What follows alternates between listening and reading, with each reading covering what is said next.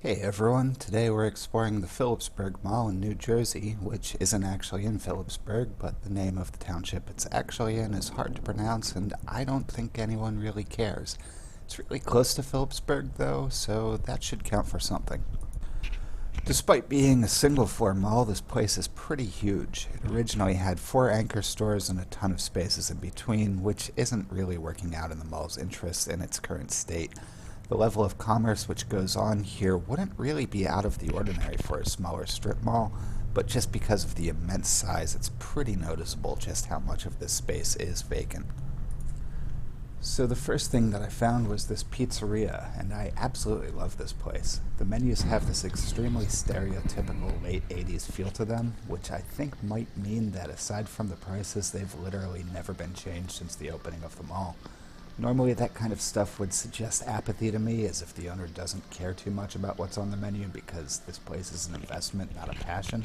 But the thing is, you also have this really ridiculous artwork all over the place, which has this really intense personality to it.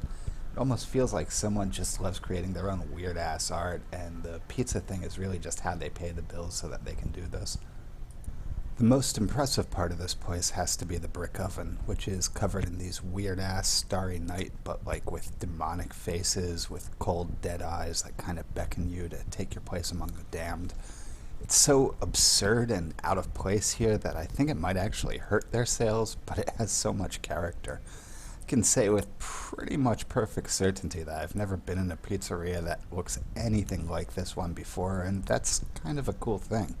It's a little weird that they chose to go with a theme so likely to terrify small children, but I kind of respect the fact that they chose a theme they wanted based on them wanting it, as opposed to them wanting something that's the best business move. Fortunately for the pizzeria, they don't have a lot of competition. In my experience, a mall of this size is generally going to have a food court, a couple of fast food places, a few smaller kiosks selling pretzels or orange smoothies or whatever, and usually some shitty mall-tier restaurants like TGI Fridays or Applebee's or whatever. This mall has literally none of that. The only competition indoors are a bunch of vending machines, so unless you want your lunch to consist of gumballs and a Diet Coke, your choices are basically creepy pizzeria or leave the mall. It's probably not helping the mall situation, as I feel that food courts are often one of the last few things that draws people into the mall. Though at this point, I don't really think anything short of a literal miracle would be saving this place, so probably doesn't really matter. So this side of the mall is pretty desolate, and a lot of these spaces are surprisingly large. Some of them look like they held some pretty interesting stuff at some point, though any of that identity has long since been stripped away. It's a really weird feeling walking around this much vacant real estate. It's hard not to think about how I'm paying $1,100 per month for this tiny one-bedroom apartment. Maybe I wouldn't have to pay so much if we didn't insist on letting so much real estate just kinda stay vacant. I kind of understand that it's not as simple as crossing out store and penciling an apartment on some form somewhere, but it's kind of hard to not resent a system that creates this amount of usable space and then just locks it away from everyone else.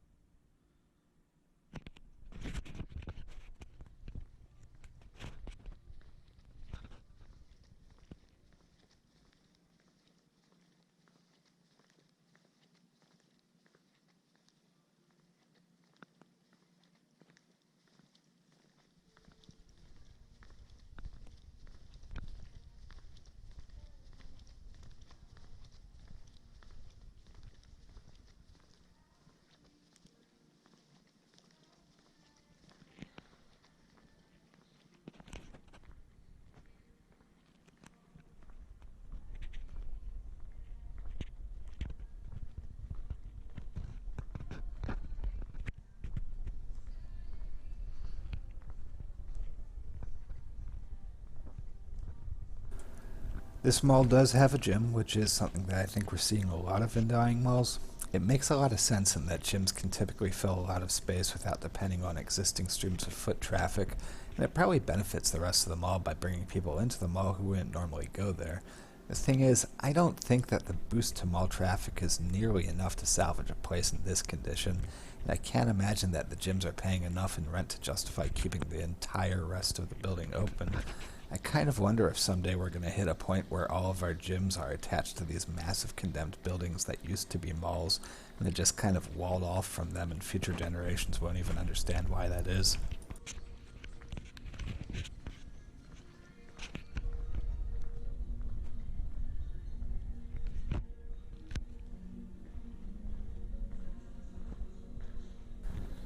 The bathroom felt very much like it had been built with the rest of the mall and had only the minimum maintenance done to keep it functional. The baby changing station is probably a little newer because you didn't really see those in the 80s so much, but the rest of the fixtures are probably all original.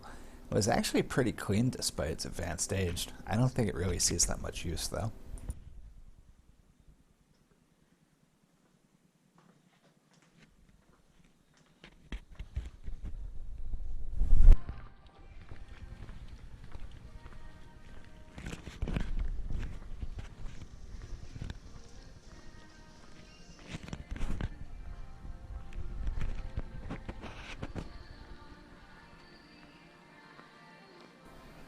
This Bonton is closed, but that entire chain is winding down soon, and I think it's pretty clear that department stores in general are, at the very least, in a state of decline. We'll probably see Walmart and maybe one of the other higher end department stores hanging around for at least a few more decades before Amazon finishes them off, but these mall specific stores are pretty clearly not going to make it. Doesn't really surprise me that the Bonton is going early, as I can't really think of anything about that chain that really differentiates it. Honestly, the only really unique thing about it to me is just the fact that it has a weird sounding name. If you've ever wondered, it's from the French phrase for good manners. Apparently, back in the 19th century, if you were a wealthy person in England and you wanted to subtly remind everyone that you were well traveled and had been to France and shit, you might say things that you like were the bon ton, which I can only assume would make everyone around you kind of roll their eyes and mutter, God, what a pretentious jackass this guy is, under their breath. This somehow managed to catch on, though, and eventually it just became normal British slang for good stuff, which made it a good enough name for a department store back when this chain was founded in 1898. I realize it's ridiculously petty of me, but I also kinda love how there was almost certainly some tremendously obnoxious proto-hipster 120 years ago who probably got really angry about how the term he used to use to show off how cultured he was had become so mainstream that businessmen were naming goddamn department stores after it. And that douchebag probably lived and died long before I was born, but I kind of think there's some kind of timelessness to enjoying the annoyances of minor assholes like that. Also, I think it's funny that if this chain were founded a century later, its name would almost certainly be something like Gnarly Stuff Dudes, which in turn implies that there was probably a period of decade or so after it opened during which the owners of the Bon Ton felt super embarrassed about choosing such a goofy name, which by that point probably would have been shamefully outdated. They stuck with it though, and good for them, I guess. Kind of makes sense. In a couple decades, Gnarly Stuff Dudes won't really sound embarrassingly lame, it'll sound quaint and old-timey. 50 years after that, it'll just be some random sounds that people think they might have heard their grandparents say ironically at one point, but they're not quite sure.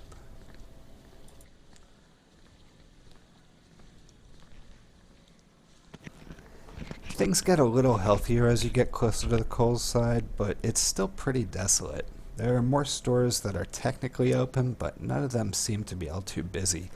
I feel bad for the people who work in these kinds of stores, as I've kind of been there myself. I once worked in this pizza place where it was just painfully apparent that we were losing money. Like, we would have these days where we would barely clear $50 in sales, and we knew that wasn't even covering labor costs, let alone food, power, gas, rent, and all those other things.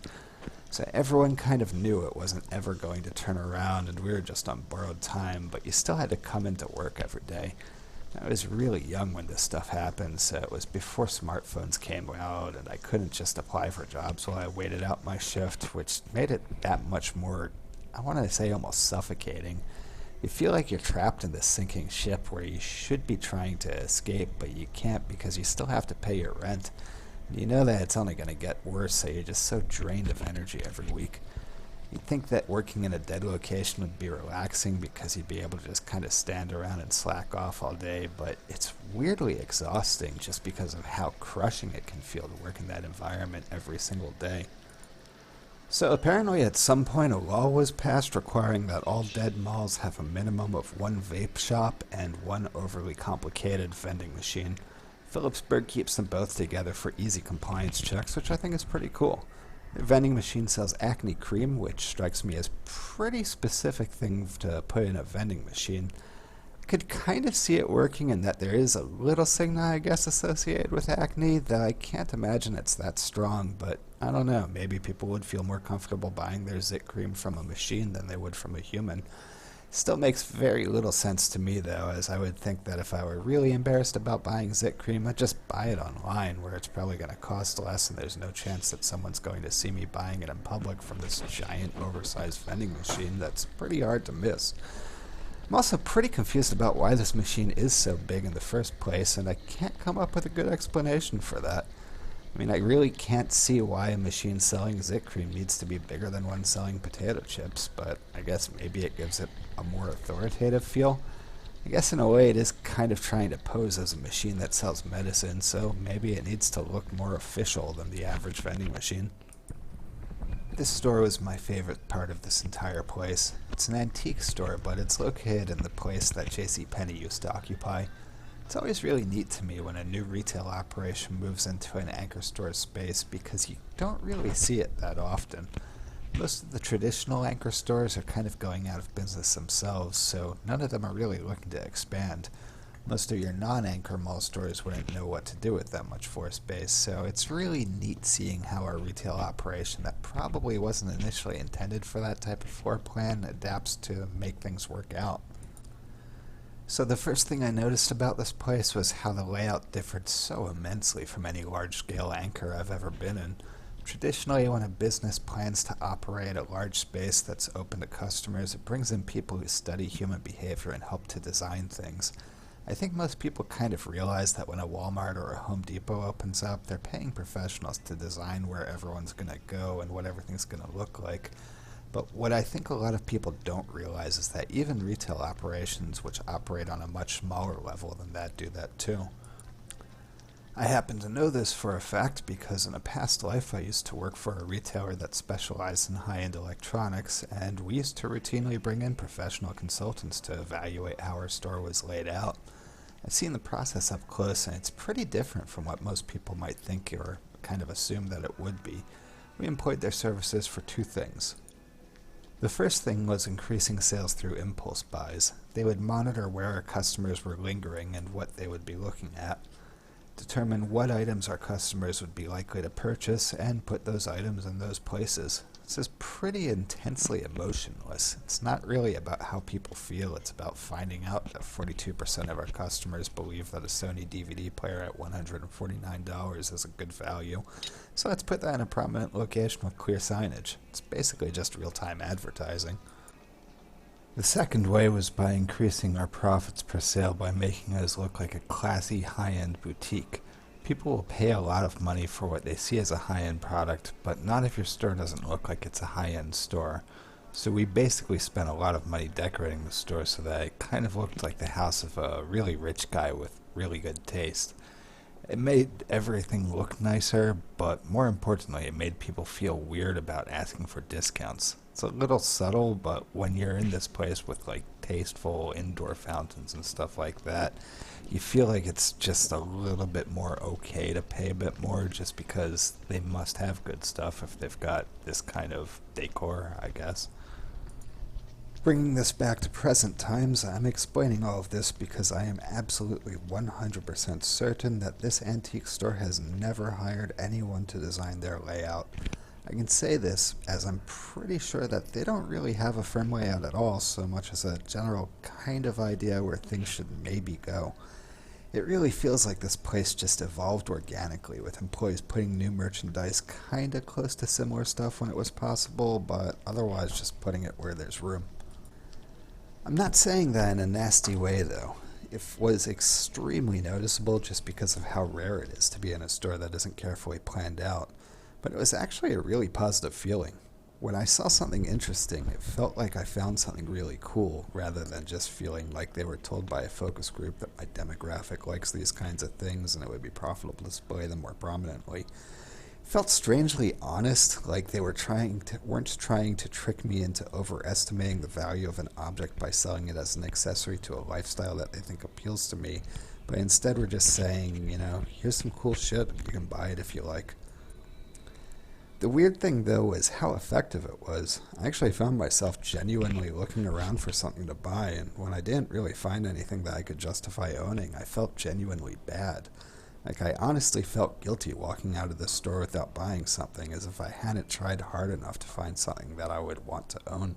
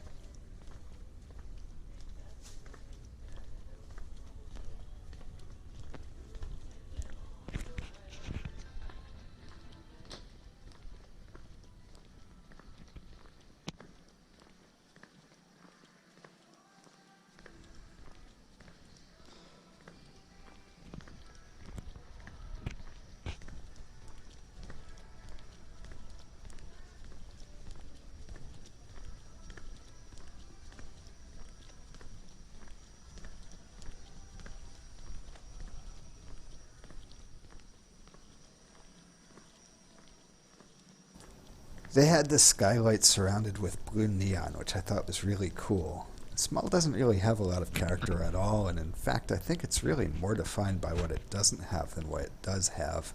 But this neon framing gives it a little bit more personality.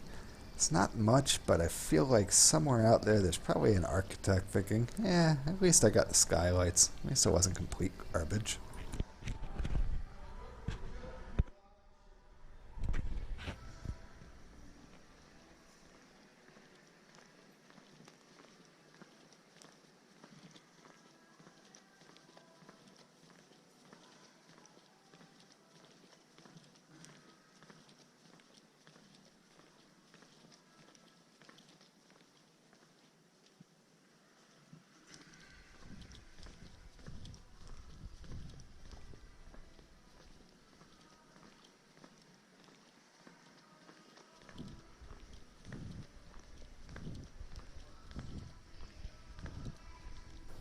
Kohl's is still hanging on. They are currently the last major chain anchor in this mall, for whatever that's worth. I kind of wonder if that's a point of pride for the people who work there, or if they envy the people in Sears and Bon-Ton who are forced to move on already. I guess it's probably better to have a shitty job than to have no job at all and no way to pay the rent. But I do remember back when I worked for that pizza place, sometimes kind of feeling like it would be better if they would just fire me already so that I would be forced to actually put some effort into finding something else. Either way, it can't be a pleasant thing to work in this Kohl's. You'd have to know that your store is never going to get better, and I would think that that would just kind of loom over your head that one of these days you're going to come in and find out that your job just doesn't exist anymore.